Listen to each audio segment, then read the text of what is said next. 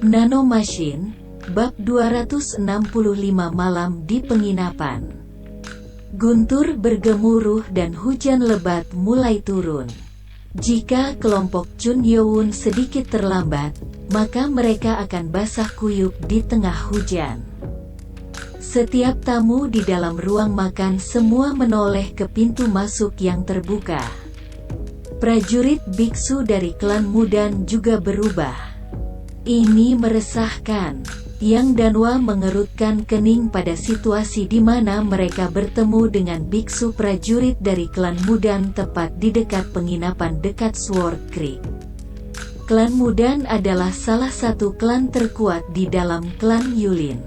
Saya mencoba untuk menghindari bertemu dengan Rubah dan sekarang kami telah datang tepat ke sarang harimau. Tentu saja, Yan Danwa adalah penatua dan seorang pejuang yang selalu mencari perang sehingga dia tidak takut pada mereka. Tapi mereka membawa Tuan Chun Youn bersama mereka. Itu seperti raja bergerak sendiri. Jadi mereka tidak yakin apa yang mungkin dilakukan klan Yulin jika mereka tahu. Yang Danwa mengirim pesan telepati ke Youn. Tuanku, ada beberapa prajurit dari pasukan keadilan di sini. Yang paling memprihatinkan adalah mereka yang berasal dari marga Mudan, dan sebagian besar tamu lainnya juga adalah para pejuang. Tak satu pun dari mereka yang sangat terampil, dan mungkin hanya butuh beberapa menit bagi Hu Bong untuk merawat mereka sendirian. Sisanya lemah, tapi mereka adalah biksu dari klan Mudan. Apa yang harus kita lakukan? Ada dua jawaban untuk pertanyaan ini. Salah satunya adalah menyerah tinggal di penginapan ini dan melewati hujan, atau tetap diam di penginapan tanpa membuat masalah. Youn melirik keluar penginapan, dan hujan sepertinya tidak akan berhenti dalam waktu dekat. Hujan monsun lebat yang sepertinya tidak berhenti. Itu bukan langkah yang bijak untuk pergi mencari sungai dalam cuaca seperti ini. Kurasa kita harus tetap diam dan berbaring. Dia menutupi wajahnya dengan topeng. Jadi kecil kemungkinannya mereka akan ditemukan. Dan dari apa yang dia rasakan, orang terkuat di dalam kelompok itu hanyalah prajurit tingkat master. Mereka bukan pasangan yang cocok. Tetapi itu tidak berarti kelompok Youn dapat menimbulkan masalah di wilayah kekuasaan keadilan. Astaga, lihat hujannya, ya. Hu Bong kemudian masuk terlambat, basah kuyup oleh hujan. Dia kemudian melihat biksu berpakaian putih dan mengerutkan kening. Jangan katakan apapun. Yang Danwa mengirim pesan telepati, jadi Hu Bong berpura-pura tidak ada yang salah dan duduk. Tapi Hu Bong dan Munku berada di Yulin untuk pertama kalinya, jadi mereka menjadi tegang saat melihat pasukan musuh. Tapi Youn sepertinya tidak terganggu sama sekali. Aku dengar ini juga pertama kalinya. Dia benar-benar berani. Yang Danwa tercengang. Mereka duduk tepat di sebelah para beku, tidak jauh dari tempat itu.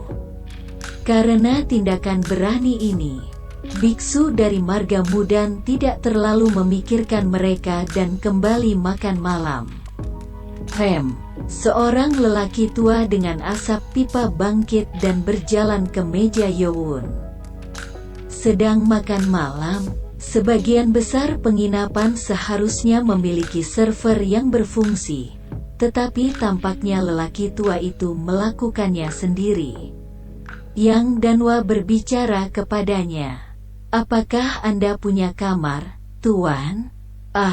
Kurasa kamu butuh kamar dalam cuaca seperti ini. Tapi, apakah kamu tidak punya? Ya, seperti yang bisa kamu lihat dengan semua tamu ini. Ruang makan memiliki total 8 meja, dengan 5 meja penuh dengan tamu yang berjumlah hingga 25 orang. Yang Danwa melirik dan melihat hanya 8 ruangan yang cocok dengan meja tersebut. Apakah kamu tidak memiliki kamar yang tersedia?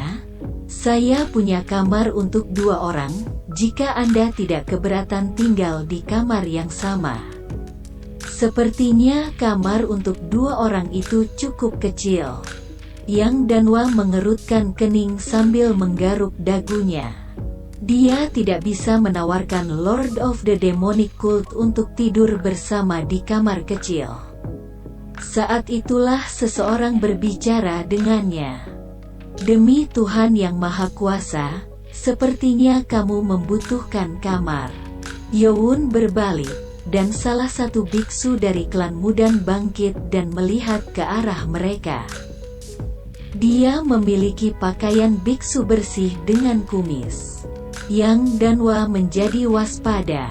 Dia ingin menghindari kontak, jadi dia tidak menyangka dia harus berbicara dengan mereka dengan cara ini. Tapi justru lelaki tua itu yang merespons. Haha. Apakah kamu akan menawarkan kamarmu, biksumu? Yah, tamumu dalam masalah. Kami, umat Tuhan, dapat dengan senang hati memberikan kamar kami untuk kebaikan orang lain. Sepertinya keduanya saling mengenal dengan baik. Orang tua itu merembes panjang dari pipanya dan berbicara. Yah. Biksu Mujinja kami dari klan Mudan mengatakan dia akan menawarkan kamarnya untukmu. Apa yang kamu katakan? Yang Danwa ragu-ragu sebentar, tetapi bangkit dan membungkuk kepada biksu itu. Terima kasih, biksumu. Bagi Tuhan yang Maha Kuasa tidak, itu bukan apa-apa. Sepertinya kalian bertiga adalah pahlawan yang telah belajar seni bela diri. Itu adalah perbuatan yang harus dilakukan untuk saudara seperjuangan.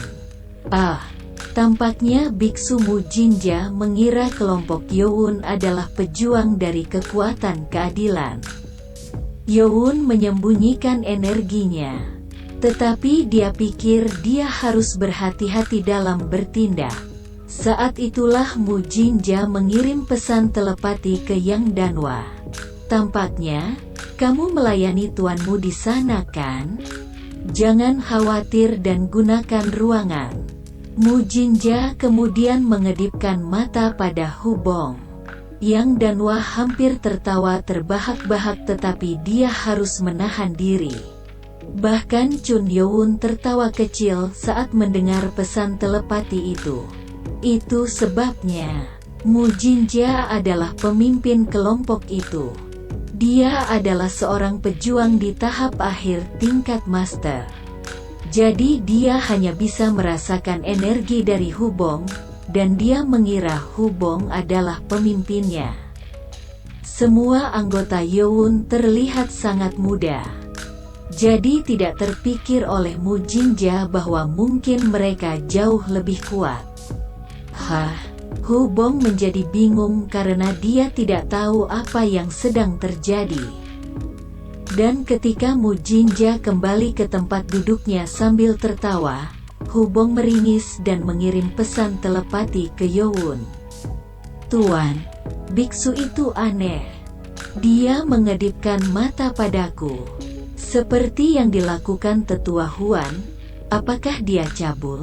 Hubong mengguncang tubuhnya karena membayangkannya, tetapi Yowun tidak menjawab.